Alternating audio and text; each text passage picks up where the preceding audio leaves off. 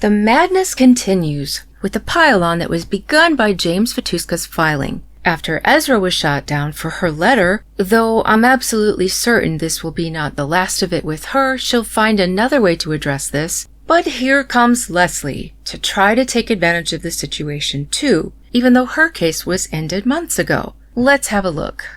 She filed this garbage letter to try to cash in, saying that based on this lying man's declaration, she's owed attorney's fees and costs. In the meantime, Katie Joy has shared even more information about James Vituska, including a letter from his attorney that claims that Daily Mail has admitted that he shared the text that said Leslie Sloane said that Justin Baldoni S.A'd Blake Lively. If that's true, this whole letter is a waste of everyone's time. But until that matter is good and settled with some kind of absolute proof, these claims will have to be dealt with.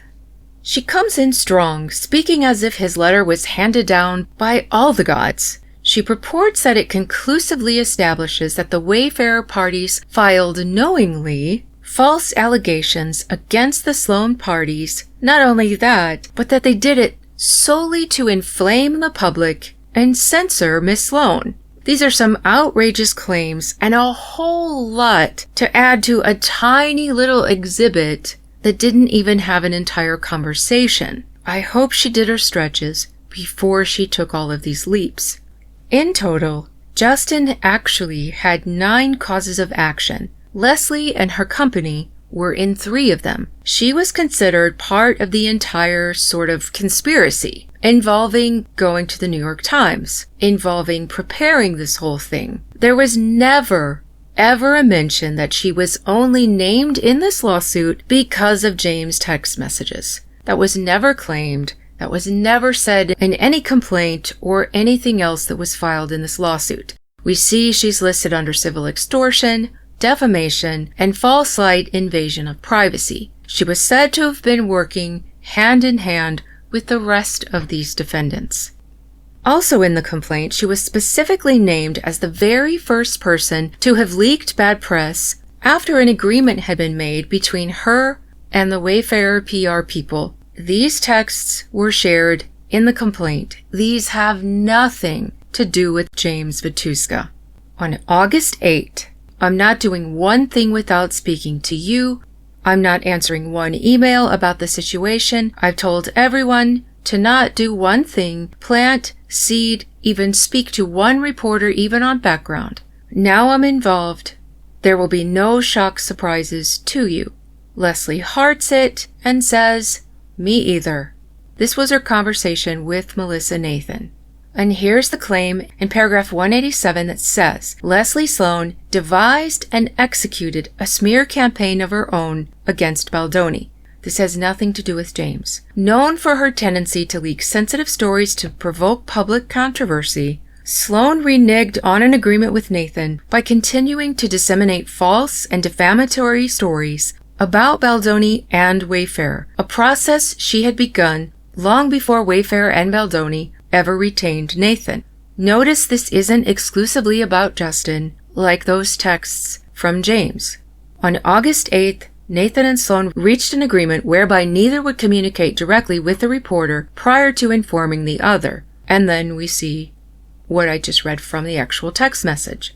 Just 9 minutes later, Sloane breached her agreement with Nathan by engaging with the reporter at the Daily Mail. The reporter asked to speak with Sloane regarding problems on the set involving Blake Lively and Justin Baldoni and the fallout over that, with Blake being labeled difficult and a power struggle existing.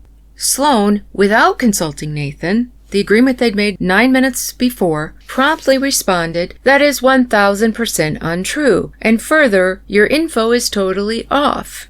It is evident that Sloane never intended to honor her agreement with Nathan. Instead, she exploited the arrangement to gain a strategic advantage in the media. So, she agreed to this with Melissa Nathan, just so she could be the first one and the only one actually giving comments to the press. And we see that communication right here. This is before there was any such complaint about SA or SH. This is back before any complaints were filed that we know of, when it was only rumors of trouble on the set. This continues with paragraph 190. In fact, Sloane actively continued her discussions with the Daily Mail reporter, seeding false information to cast Baldoni in a negative light. To divert attention from Lively's tyrannical behavior on set, Sloane attempted to portray Baldoni as the antagonist, stating, "The whole cast doesn't like Justin. Nothing to do with Blake." She doubled down, insisting, "I'm telling you, she's a liar. They are panicking as the whole cast hates him." Sloane also threatened the reporter, saying, "The entire cast I will have go on the record. This needs to hold." We see these communications in these text messages, again having nothing to do with SH. That claim had not been mentioned anywhere yet. Paragraph 191. Nathan sent a text message to Sloane containing an email that she had received from a Daily Mail reporter. At this time, she didn't know that Leslie had been communicating with them. She confirmed to Leslie that she played no part in the story. She said, "I'm going to have to speak with him, but I'm just going to tell him nothing." So she's keeping up her side of the bargain. She's letting Leslie know before she speaks to him and letting her know what she's going to say. Leslie doesn't tell her that she has in fact been talking to him. She just says, "Let me know how it goes," which is a lie of omission. Paragraph 192, Nathan was completely unaware that Sloane had provided the reporter with information that significantly altered the narrative. The reporter originally sought to publish a story about Blake being labeled difficult, but after the discussions with Leslie, the story changed to, "We have learned that Justin Baldoni caused issues on the set." By this action, she was breaching the agreement she'd made with Nathan. She was also planting false and defamatory information about Baldoni to distract from Lively's bad behavior. Still, nothing about SH. But here are all these accusations directly from the complaint. Following the release of the complaint on December 20th, the same Daily Mail reporter informed Nathan that Sloane had lied to portray Baldoni as the foe. We see in this text James saying, "And now she's saying that Blake was SA'd. Why wouldn't she say anything about that then? She knows she's full of it." 194, still making claims other than this one to do with James. Ultimately, the actual smear campaign was orchestrated by Sloane at Lively's direction. Very clearly, in this complaint, Leslie's being accused of orchestrating a smear campaign against Justin and Wayfair. That's why she's in this complaint. It is not, like Leslie stated in her letter, that it was solely based on this one text message. You see paragraph after paragraph and 3 causes of action detailing specific things that Leslie did that show that she took part in a smear campaign that made up his lawsuit against her. Her letter is completely inaccurate. This is where we start to see that James is playing both sides, and we see in this, while he was speaking to both of them, complaining about Leslie, he's listening to Leslie and in fact changes the whole story to Leslie's version of events. But pay close attention to that point. Now she's saying this essay. Why didn't she say anything about that then? Keep that sentence in mind because I think it explains something. Because this message is in December. And he's talking about a time that Blake didn't say this and a time that Blake did say it. This is the new piece of evidence that he's released. Apparently, this was handed to a prophet from God's own hand on Mount Zion. The way that Esra and Leslie speak of it, and all of the assurances they now have based on these 2 little clips that are just part of a conversation. And again, I'm not sure it's being interpreted correctly, because going back to that conversation 5 days before this, if Friedman was verifying this for his complaint, I'm sure he was asking a lot of questions to make sure that he got it right. He had just said, "She never said this before, why is she saying it now?" And then he says, "It will be easier to send you the screen recording of our conversation," which I scroll through slowly, which is a terrible thing for a journalist to do. But you can see that Leslie bashes Melissa, tries to get me to say that Melissa was planning stories and bad-mouthing Blake. She also goes off calling Steph Jones a liar, and never once did she mention anything about SH. So if we go back to the conversation from 5 days before, he says she never said anything before, why is she saying it now? Doesn't that sound like this is a continuation of that same conversation? And he's saying, going back through, what's he going through? He's going back conversations that happened in August. And he's saying, she never said this in August. He's not saying, she never said this to me, ever. these conversations that he's referring to happened in August. Now in December, he's saying, oh, she never said that then. Because one of the big things was that she added this SH claim in December when she decided to put this in the New York Times and to put this in a CRD complaint. So if there was never a complaint established in August, then there couldn't have been retaliation for an SH claim. This reads to me like he's trying to verify that she never made the SH claim back in August. Him saying, I hope it helps. Why would it help if he was taking back something? That would be the opposite of helpful. Then he's talking about things that she said and then they turned out to be a lie. He's talking about Leslie here. And look what he says. I had a 3-way call with her and Melissa and she never said anything about it then either. And what does Melissa say? Thank you so much. I appreciate this more than you know. Don't you think if he was giving them the bad news that their whole story was collapsing, that he never said this, the reaction would be quite different? Wouldn't there be more questions? Are you sure? Why did you say that then? And he would have said, oh, I meant to say SH, not SA. None of those conversations were here. To me, this is clarifying that she never made that kind of claim back in August. This is not him clearing anything up. The other thing is this guy has flip-flopped all over the place in an effort to save himself for all the running of his mouth that he's done. We've seen his messages with Katie Joy. Which is more likely? Him misconstruing this conversation that he's only provided a teeny tiny excerpt of, or that an attorney with everything to lose by lying knowingly put a false claim on the lawsuit? It makes no sense that Brian would take that risk. I do not buy this explanation for these texts because of the conversation that they had 5 days before and the reaction to him saying this.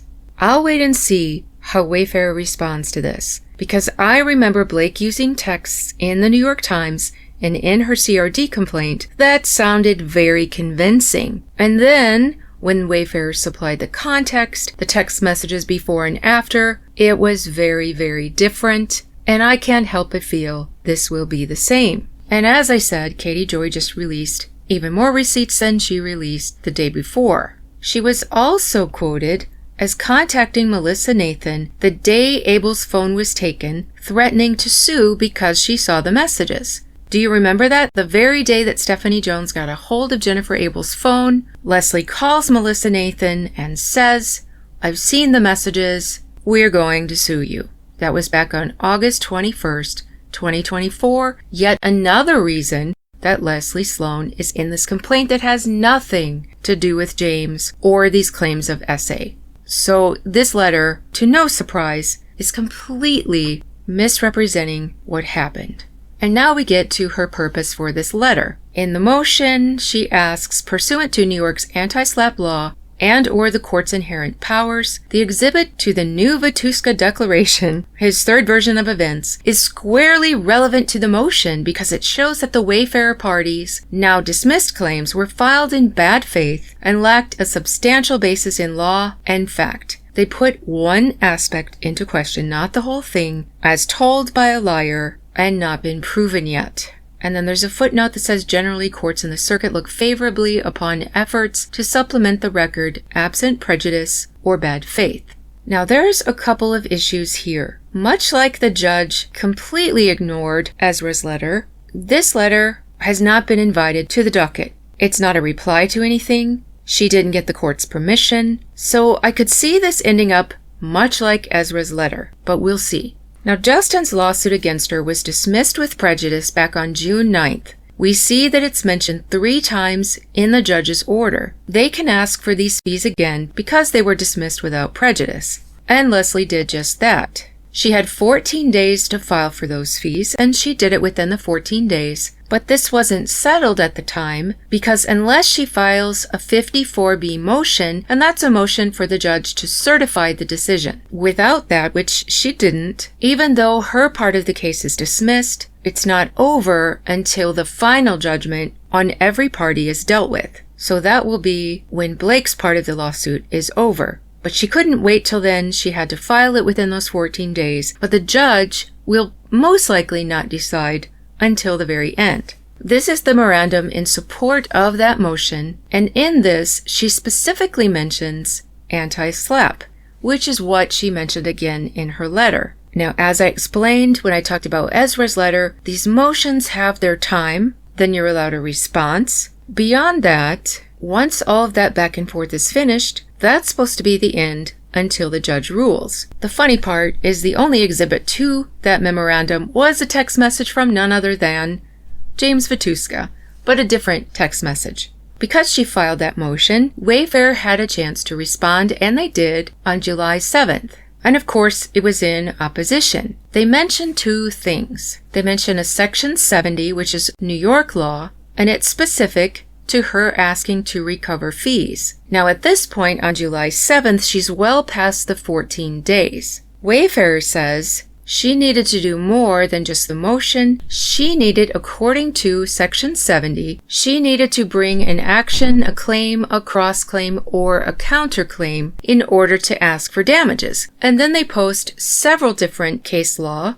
showing where people have been denied these fees because they failed to file it as a claim. So they're saying that she lost her chance.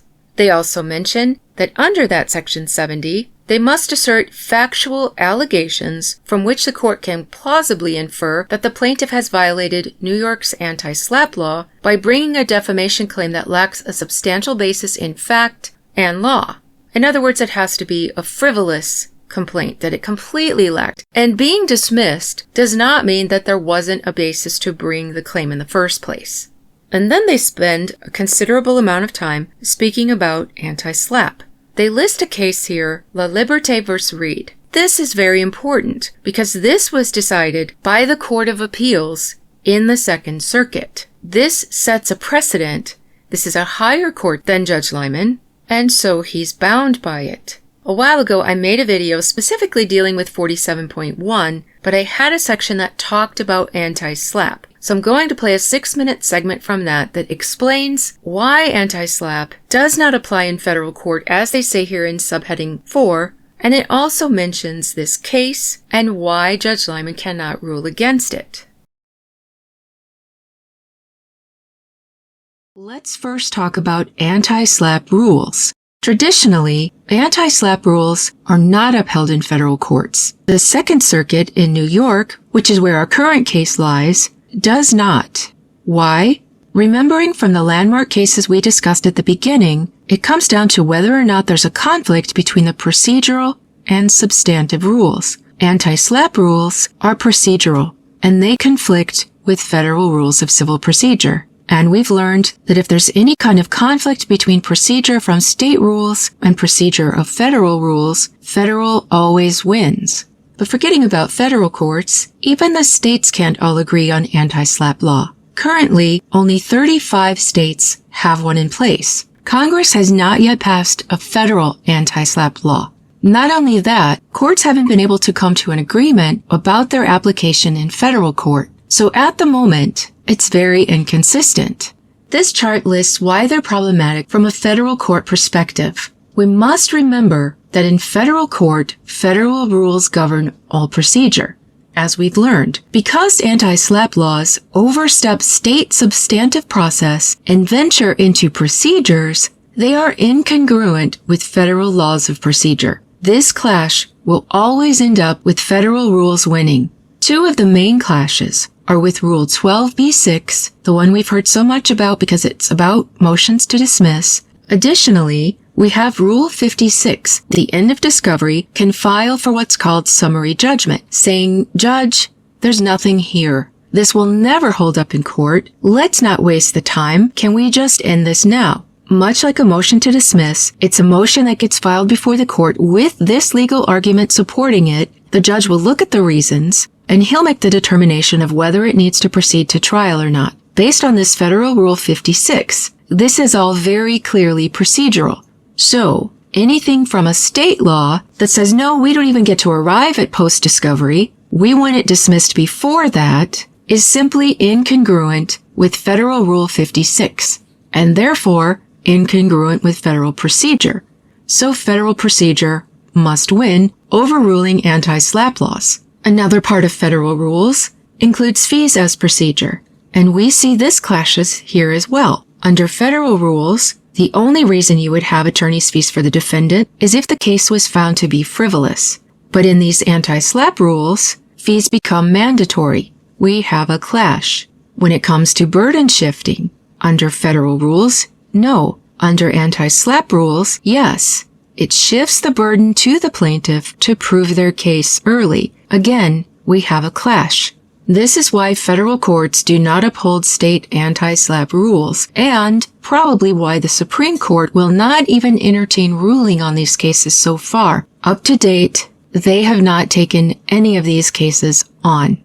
Now here's where we have something important for this case. There's something in law called stare decisis, which means, in Latin, to stand by things decided.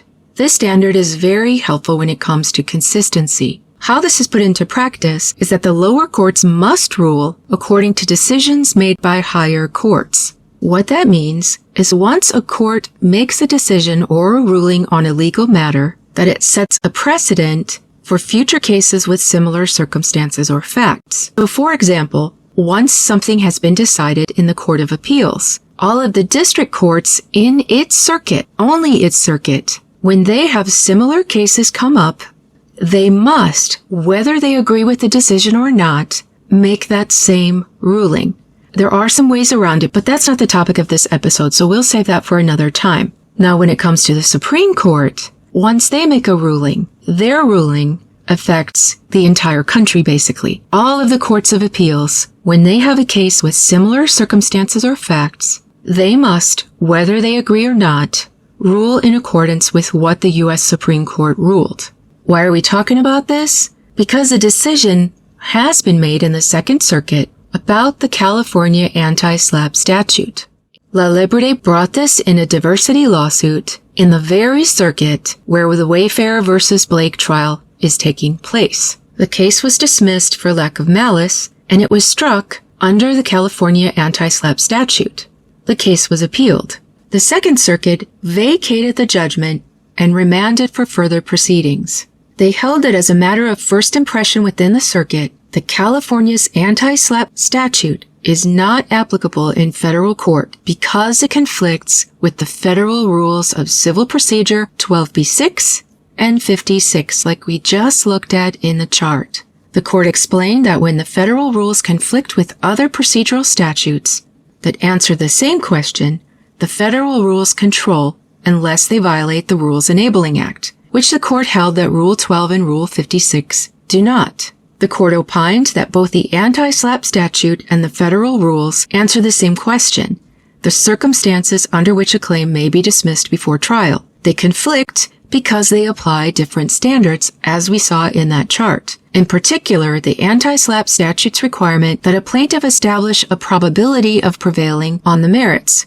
The court held that it imposes a more stringent standard than do Rule 12b-6, which requires a plaintiff to state a claim to relief that is plausible on its face, and Rule 56, which permits a plaintiff to proceed to trial by identifying any genuine dispute of material fact. In so holding, the Second Circuit joined the 5th, 11th, and D.C. circuits, which have issued similar rulings regarding other state anti-SLAPP statutes, and departed from the 1st and 9th circuits, which are the only two so far that have upheld anti-SLAPP statutes. The point is, the Second Circuit has already ruled on the use of anti-SLAPP statutes in federal court, specifically California anti-SLAPP, and this circuit is not alone. There's no higher court ruling since the Supreme Court has not yet ruled on this. So basically, this ties Judge Lyman's hands to make this decision. Now this is Section 70A. It does mention, as they said, they maintain an action, a claim, cross-claim, or counterclaim. It also says that this action was commenced or continued without a substantial basis in fact and law, and could not be supported by a substantial argument for the extension, modification, or reversal of extensive law, and that damages may only be recovered upon an additional demonstration that the action involving public petition and participation was commenced or continued for the purpose of harassing, intimidating, punishing, or otherwise maliciously inhibiting the free exercise of speech, petition, or association rights. Now we know how hard it is to prove malice. So even if she had filed a Section 70 claim, she would have to be able to prove these things, and it's simply not provable. The judge never said the claim was frivolous. He just said there wasn't enough there. And as I said, it continues on, has a lot more about anti-SLAPP. But we saw that in the video. But this was the last word. And from here, Leslie spoke, she made her claim, Wayfarer responded in their opposition. Nothing more was invited by the court to be added to this. Leslie didn't ask permission. She just jumped in, much like Esra, filed this letter in the hopes that it could be grouped together with her previous filing. And I hope that it just gets rejected like he did Ezra's. Now we're back to her letter, and she's back in the land of Delulu, where she makes this claim that the only claim against her stemmed from this allegation about James. Well, we just went through the complaint, didn't we? We saw the 3 causes of action. We saw paragraph after paragraph specifically detailing the parts of her conduct that brought about the lawsuit. Only the very last one was to do with this. I don't know how she thinks that the court and everyone else is going to forget what all the claims against her were, but apparently that's what she's hoping for. She says that the closest that they came to stating a plausible defamation claim was this essay thing, and that the sole support for that contention was a text message from Vituska. This text exists. The Daily Mail has now confirmed that it exists in the email that Katie Joy just shared. She says again that he made clear that Sloane never said that. I don't think that's the message from those text messages. I don't think it's been made clear at all. And so that makes this next accusation wildly speculative as well, that they didn't investigate or consult with him, because that's not what he told Katie Joy either. It says that on this declaration he discloses a text chain. No, he showed a couple of text messages. We're missing huge portions of that text chain. And he doesn't say she never once said anything about it. They're speaking about conversations that happened in August as when she never said anything about it. It's not the same thing. But again, we have to wait and see what Wayfarer produces in a response. We've got some big words here again. We've got unequivocal clarification. Like I said, it's like handed down by God to a prophet. The way they're taking this as Holy Scripture. Again, saying that he did this knowingly false allegation, and that there was no good faith basis whatsoever to believe these allegations, that they doubled down, accusing her of saying this, at all times knowing that was untrue. That remains to be seen. The nice thing is this letter, even if it's disregarded like Ezra's was, once it's put on the docket, it is an invitation to a response. So whether her letter gets ignored or accepted by the judge, Wayfarer can respond. More strong language, deliberately concealed. Well, those couple of texts do a lot of work, don't they? Obscured the timeline, forcing Miss Sloane to endure months of financially and emotionally devastating litigation, all while knowing their key allegation against her was a lie. No, the big allegation was that she carried out a smear campaign against Justin, and there is plenty of proof that she did that in what she sent to James. And now, if anything, this James coming forward shows that the judge should not have dismissed this claim, especially not with prejudice. So if anything, that's what needs to be being addressed now that this has come to light. She goes on again, never had a good faith substantial basis for the claim, and they therefore respectfully submit that they're entitled to their attorney's fees and costs pursuant to New York's anti-SLAPP law and or the court's inherent powers. Like it's been said, never has SDNY ever ruled in favor of anti-SLAPP law. In fact, the Court of Appeals has ruled against it, making it basically impossible for Judge Lyman to rule in her favor. So it's a very unreasonable ask based on very shaky information.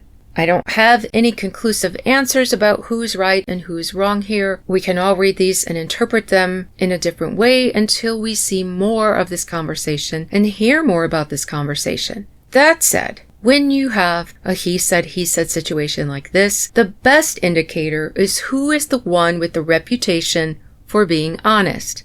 We've learned a lot about James this week, haven't we? We've also seen Leslie make an agreement only to break it 9 minutes later, and then never let on to her that she broke it in a later conversation. And yes, she represents Blake. So we can draw our conclusions. As much as Friedman has been accused of things, I don't think we've ever seen him actually caught in a lie. So it's very reasonable to conclude who is telling the truth here. It's also not likely that he, as Wayfarer's attorney, would risk putting all this on something that he knows is a lie, because once it would come out that it's a lie, it would be a disaster. So it's much more likely that James himself was not being altogether honest, or that there was an actual misunderstanding. But again, it's a wait-and-see situation till we see more evidence. But put your hand away, Leslie. It's not really looking good for you.